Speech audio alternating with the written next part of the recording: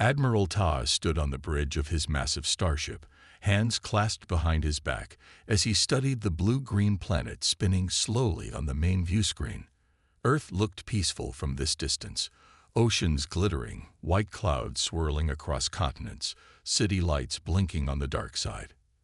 His 8-fingered hands tightened slightly as he considered the Council's orders. "What do we know about them?" he asked. Science Officer June approached with a data tablet, her scaled skin catching the light of the ship's crystals. "They call themselves humans.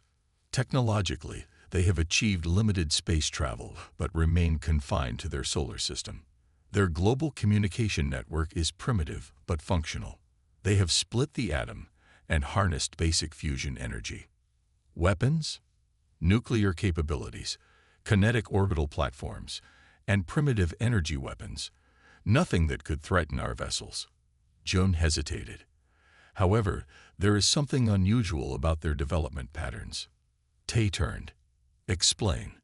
"Their adaptability index exceeds any species we've encountered," Joan said, showing him a glowing chart. "They've advanced from basic flight to space travel in less than a century. Their information technology doubled in power every 2 years for decades, and they've survived multiple near-extinction events in their history." "Interesting, but irrelevant," dismissed Sub-Commander Han from his station. "The Council has classified them as Category 3, pre-galactic civilization requiring guidance." Ta nodded slowly. "Prepare the diplomatic vessel. I will lead the first contact team myself." "Admiral," June interjected, "the protocols suggest." "I know the protocols," Ta said firmly, "but I want to see these humans myself." 3 hours later, the sleek silver diplomatic craft descended through Earth's atmosphere, cloaking systems active until the final moments. They appeared suddenly over the United Nations building in New York, causing immediate chaos below.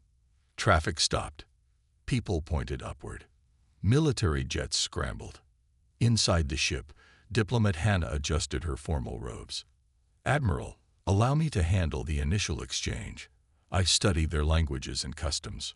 "Proceed as protocol dictates," Tai agreed, "but I will observe closely." Their ship landed gently on the large lawn before the UN building. Armed soldiers quickly surrounded them, weapons raised. Ta watched through the view screen as world leaders arrived in hurried processions. "They're frightened but curious," Hannah noted. "A good combination." The diplomatic team emerged from their vessel, walking slowly down the extended ramp. Hannah led, followed by Tai and 6 other coalition representatives. Earth's sunlight felt strange on Ta's skin, brighter somehow than the stars he was used to. A group of humans approached. They wore formal clothing, dark suits, and military uniforms adorned with medals and insignia. One stepped forward, a woman with short gray hair and the bearing of someone used to command. "I am Secretary General Wei of the United Nations," she said. "Welcome to Earth." Hannah activated the translation device at her throat. "Greetings. I am Diplomat Hannah of the Galactic Coalition, representing 37 spacefaring civilizations. We come in peace." The human leaders looked at each other. Some appeared relieved, others suspicious. "This is unprecedented," said a tall man in a military uniform. "I am Colonel Kim, representing the United Defense Council. We have many questions." "As expected," Hannah replied smoothly. "We have come to answer them, and to welcome Earth into the community of stars." After initial exchanges, the meeting moved inside the United Nations building. Todd watched the humans carefully. They maintained composure, but he could see the signs of shock in their quick glances, whispered conversations, and the way they kept staring at the aliens' non-human features. In a large conference room, the real discussions began. Dr. Park, a human scientist with calm eyes and steady hands, asked insightful questions about coalition technology and biology. Ta found himself impressed by her quick understanding. "Your species has achieved much in a short time," Hannah told the assembled leaders. "The coalition wishes to guide your continued development." Colonel Kim's eyes narrowed slightly. "Guide us? In what manner?" Your technological and social development requires correction before full integration, Hannah explained. Some practices must be adjusted. The room temperature seemed to drop. Secretary General Wee leaned forward.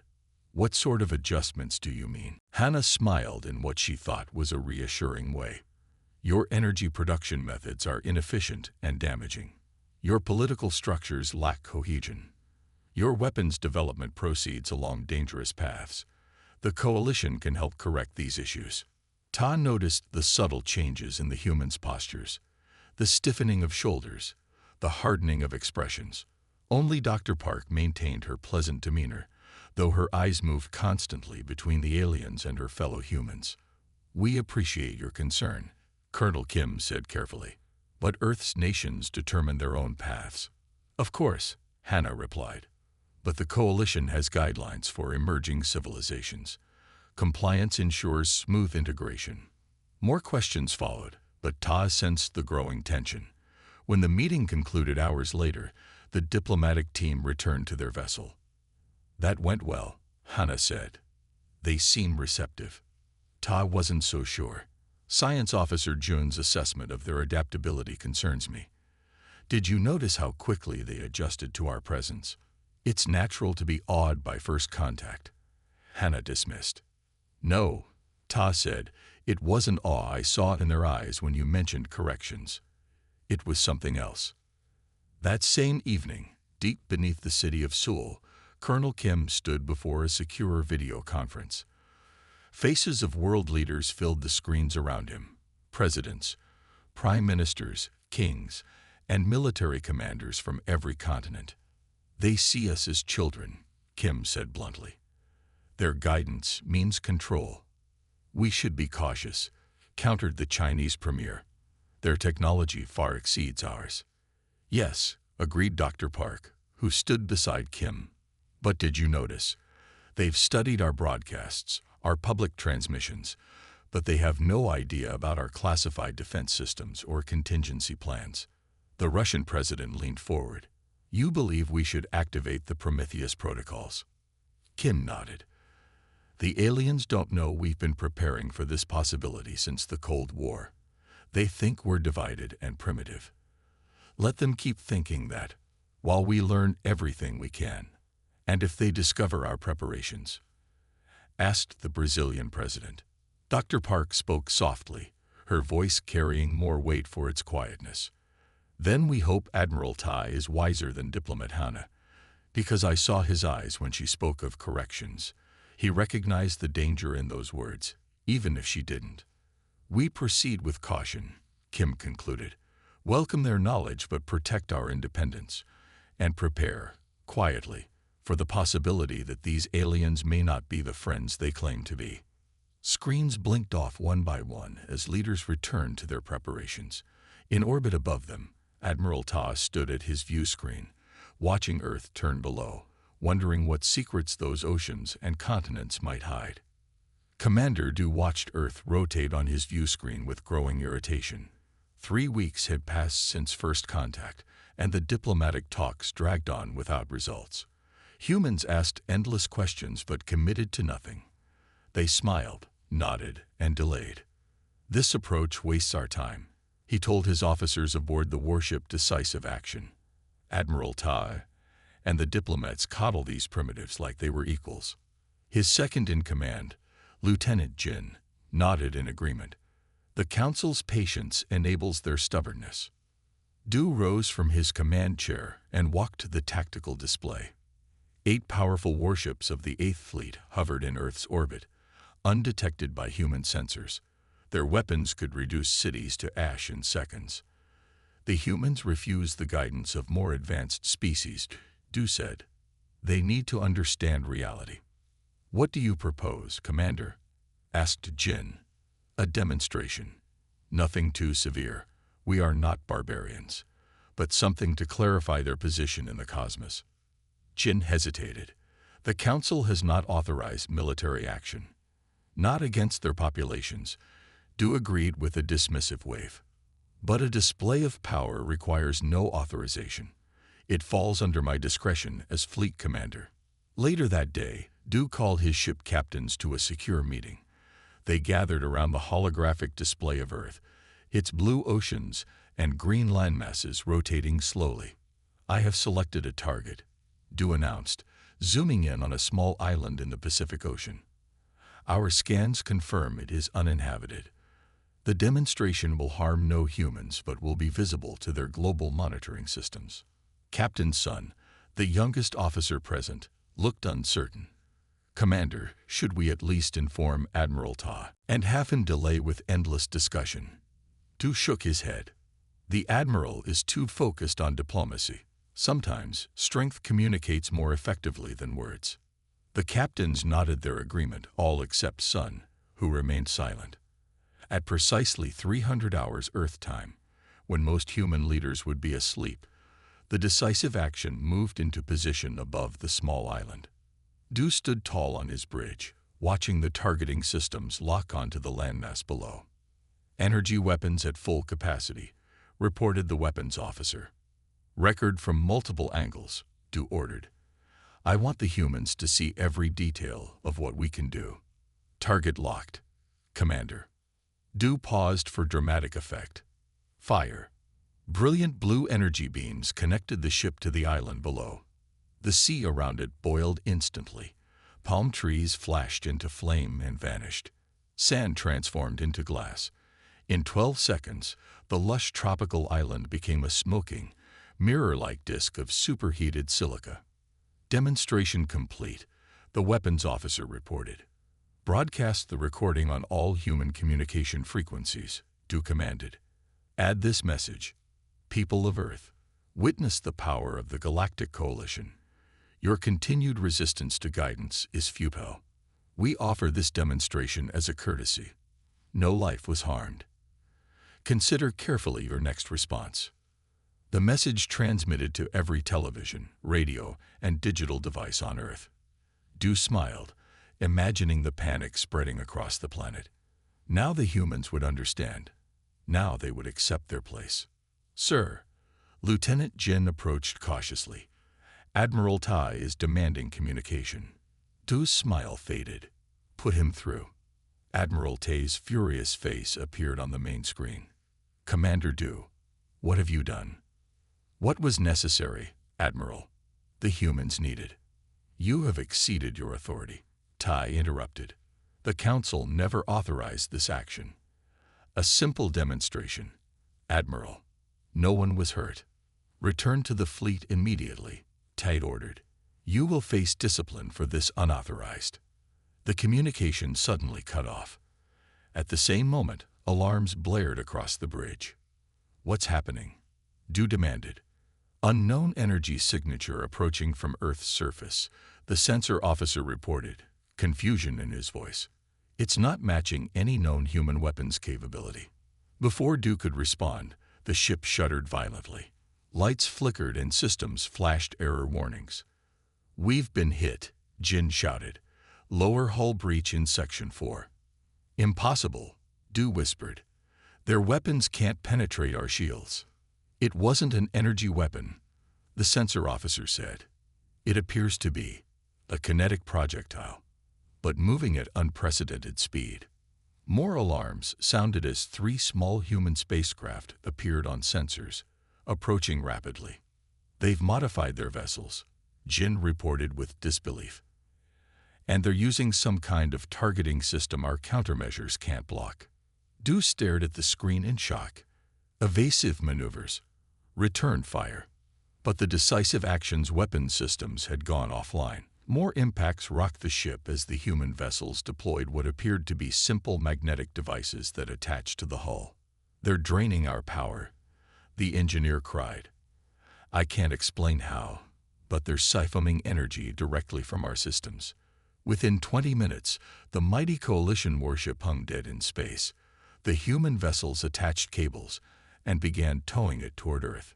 3 days later, Officer June stood in Admiral Tai's command center, watching intercepted broadcasts from Earth.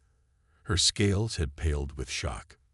"This is impossible," she whispered, staring at images of human engineers dissecting Commander Du's captured ship.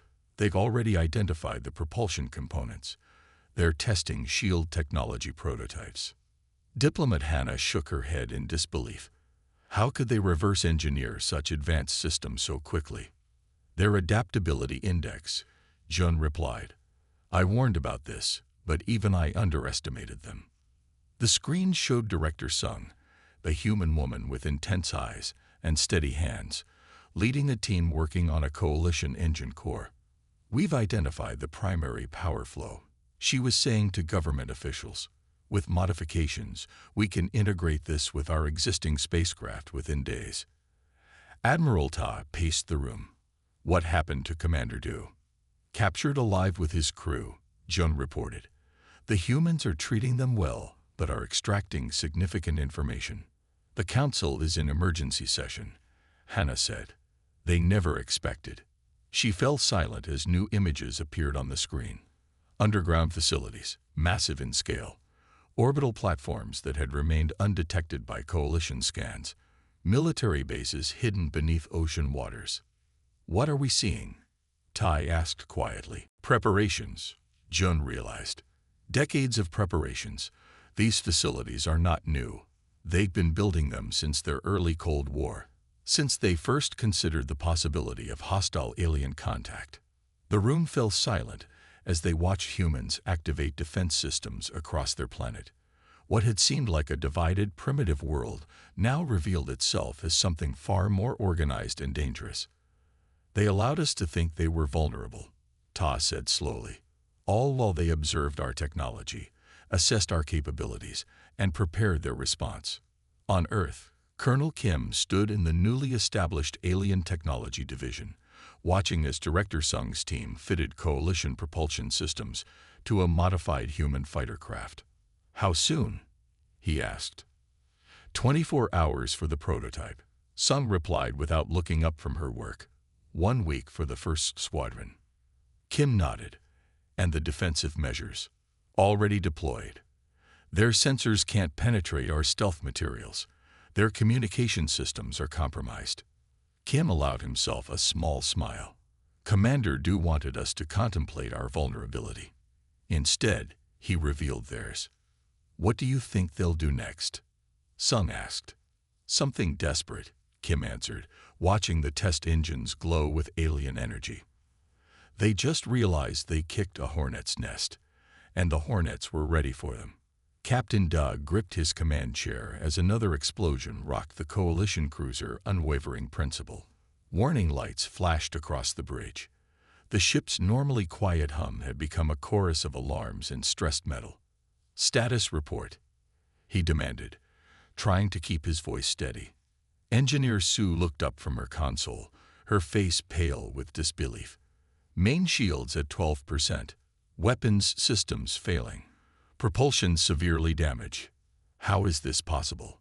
Dai stared at the view screen where dozens of small Earth vessels swarmed around his once mighty cruiser. They didn't look like warships. Many appeared to be repurposed cargo vessels and civilian spacecraft. But they moved with precision and attacked with unexpected power. They're using our own energy signatures against us, Sue explained, her fingers flying across displays. Somehow they've analyzed the frequency patterns of our shields and weapons. They're sending back modified versions that cause our systems to overload. Tactical Officer Yu added, and they're launching kinetic projectiles our sensors can't track. Simple metal objects, but moving at speeds our targeting systems weren't designed to detect. Day watched in horror as one of the coalition's smaller scout ships exploded nearby. A swarm of tiny Earth drones had attached themselves to its hull, boring through the outer armor. All vessels, retreat to defensive formation Delta, he ordered through the fleet communication channel. Concentrate remaining shield power on engines and life support. The coalition's invasion of Earth had begun just 14 hours earlier. What should have been a simple show of force, a response to the humans' unexpected capture of Commander Du's ship, had turned into a nightmare. The Council had finally authorized military action after seeing how quickly humans were adapting coalition technology. The plan was simple: a decisive strike to disable Earth's main military centers, followed by a display of overwhelming force that would bring the primitive planet to submission. Instead, the Coalition fleet found itself fighting for survival. "Captain," Communications Officer Han called out, "Major G is requesting emergency extraction from the surface." Day activated the display. Major G's face appeared, streaked with dirt and what looked like blood. Explosions echoed in the background. "We need immediate evacuation," Jay said, his voice strained. "The ground assault has failed completely." "What happened?" Dai asked. "Your forces outnumbered their military units."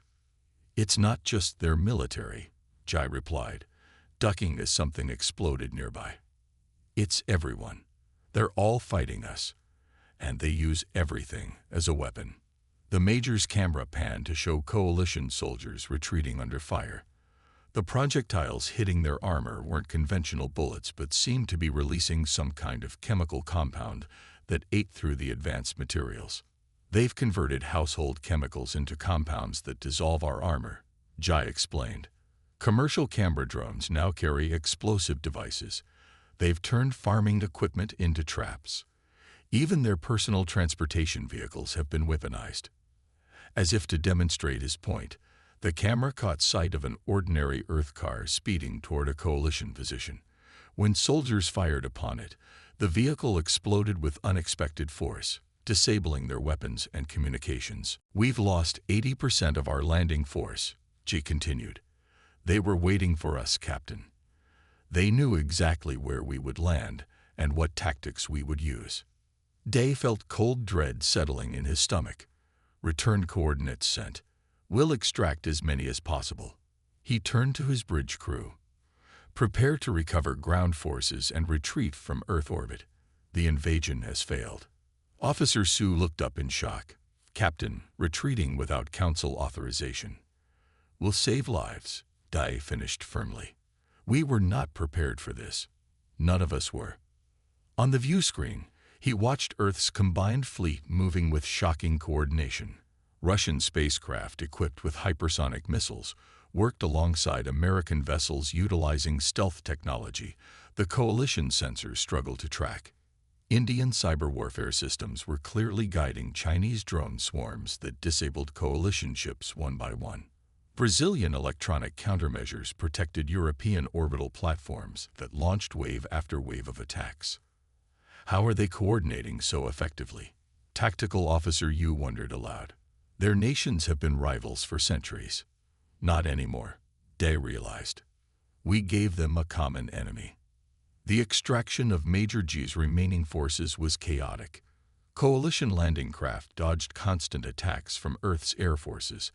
As the survivors boarded, Jay himself was the last to enter the craft.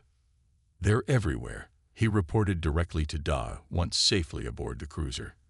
His eyes were wide, haunted. Every human we encountered fought back, using whatever they had available. Even their children acted as spotters and intelligence gatherers.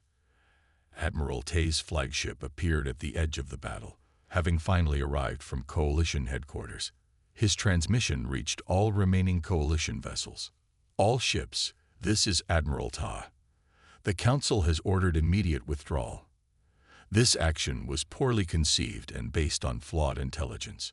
"Retreat to Rally Point Zenith immediately." As the battered Coalition fleet limped away from Earth, Dai stood in the medical bay, watching doctors treat injured soldiers.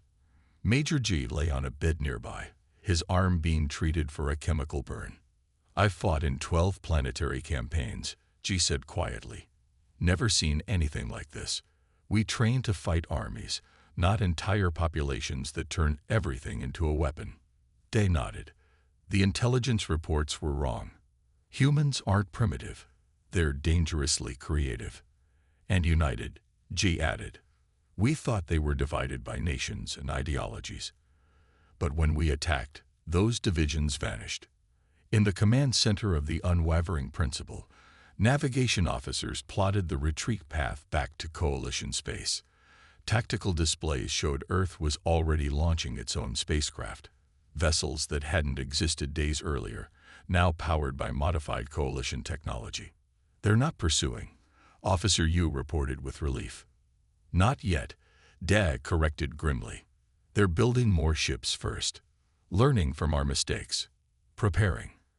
On Earth, in the underground command center beneath Geneva, Colonel Kim watched the Coalition fleet retreat. Beside him, Director Sung reviewed data from the battle. Their technology is still superior, she admitted, but they don't innovate under pressure. They follow protocols and establish tactics, while we improvise. Kim nodded. And we have something they clearly lack. What's that? Kim gestured to the global command screen, where representatives from every nation work together, sharing information and resources. Diversity of thought. Each human culture approaches problems differently. Together, we create solutions they can't predict. Director Sung smiled slightly. They expected a primitive species. Instead, they found hornets defending their nest. And we're just getting started, Kim replied, looking at the schematics for Earth's first true interstellar warships. The counterattack begins tomorrow. As coalition ships disappeared from Earth's sensors, Admiral Ta sent one final message to the Council. We have gravely underestimated the humans, and I fear we will pay dearly for this mistake. The Coalition Council gathered in a tense emergency meeting, their faces etched with concern. Reports from across the vast sector painted a troubling picture of human expansion that defied all expectations. Admiral Ta stood before the council, his voice steady but serious. Humans have established outposts on 17 previously unclaimed worlds, he announced. The holographic displays flickered, showing a rapidly spreading network of human settlements that seemed to multiply faster than anyone could predict. Councillor Min looked bewildered. How is this possible? She asked. Their technology was primitive when we first encountered them. Science Officer Jun stepped forward, offering a groundbreaking insight that would change everything they understood about humanity. We completely misunderstood their nature, he explained. Earth wasn't a single unified civilization, but a complex network of thousands of different cultures and societies. When we attacked, we didn't break them. We actually gave them something they'd never had before, a common purpose. The displays continued to show human activity, spreading like a wild, unpredictable web through the stars. Each time coalition forces destroyed one human outpost, 3 more would suddenly appear in unexpected locations. The humans weren't following any traditional military expansion strategy. Instead, they were creating a fluid, adaptive network that seemed to thrive on disruption. Admiral Tay's face grew dark with realization. We didn't just invade a planet, he said grimly. We kicked a hornet's nest. The council members watched in stunned silence as the implications of this revelation sank in. The humans they had considered weak and disorganized were proving to be something entirely different. A resilient, creative species that could turn a devastating attack into an opportunity for unprecedented growth. Their strategy was brilliant in its simplicity. Where a traditional military might concentrate its forces, humans spread out. Where one settlement was destroyed, multiple new ones would emerge. They weren't fighting a conventional war. They were transforming the very nature of conflict itself. Science Officer Jun continued to explain how human diversity had become their greatest strength. Each group, whether from a different country, culture, or background, brought unique problem-solving skills to their collective survival. The coalition's attack had done the impossible. It had united these diverse groups under a single banner of resistance. The room fell silent. The holographic displays continued to show the expanding human presence, a living, breathing testament to a species that refused to be defeated. What had started as a simple invasion had become something far more complex, a fundamental challenge to everything the coalition thought they knew about warfare, expansion, and survival. Admiral Ta looked at his fellow council members. The challenge before them was no longer about military conquest. It was about understanding an entirely new type of opponent, one that could transform adversity into opportunity with breathtaking speed and creativity. The hornet's nest was awake, and it was responding in a way no one could have predicted. 5 years after the invasion, The galaxy watched with a mix of wonder and caution as Representative Han from Earth took her seat at the Coalition's High Council for the first time. The massive chamber, once filled with species who had looked down on humans as primitive, now buzzed with a different energy. The human cooperative appreciates formal recognition, Han said, her voice calm and confident. Her words carried the weight of a species that had transformed from potential victims to galactic players in just a few short years. The diplomatic meeting marked a turning point. Admiral Tay, who had once led the invasion against Earth, now served as the Coalition's diplomatic liaison. The irony was not lost on anyone present. After their initial conflict, they now sat across from each other as potential partners. Your people have achieved in 5 years what took others centuries, Tai remarked, a hint of admiration in his voice. Han's smile was subtle but knowing. We had motivation, she replied simply.